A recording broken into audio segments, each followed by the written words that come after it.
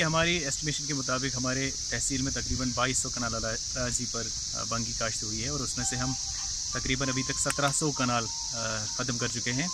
और आज इस बंग की तबाही के ख़िलाफ़ जो हमने मुहिम चलाई है, इस सिलसिले में हम कतरी टैंक आए हुए हैं, कतरी टैंक। और यहाँ इस पहले भी तकरीबन 40-50 कनाल पे हम ख़त्म कर चुके थे और आज भी इरादा है इंशाल्लाह आज दिन में इस गाँव को भंग से हम निजात दिलाने में कामयाब रहेंगे।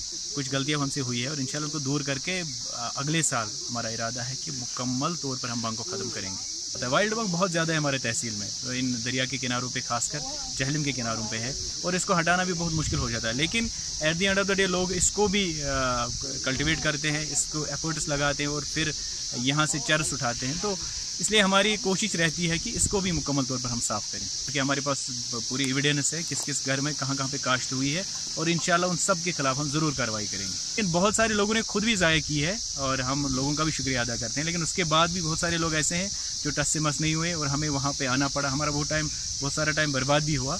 तो ड्रग एडिक्शन के खिलाफ मुहिम में एक बहुत बड़ा एफर्ट है। अगर हम इसको चरस को ख़त्म करने में कामयाब होते हैं, चरस को इरेडिकेट कर पाते हैं, तो हमारा मेरे ख्याल से बहुत बड़ा कंट्रीब्यूशन रहेगा एक ड्रग फ्री सोसाइटी कायम करने में।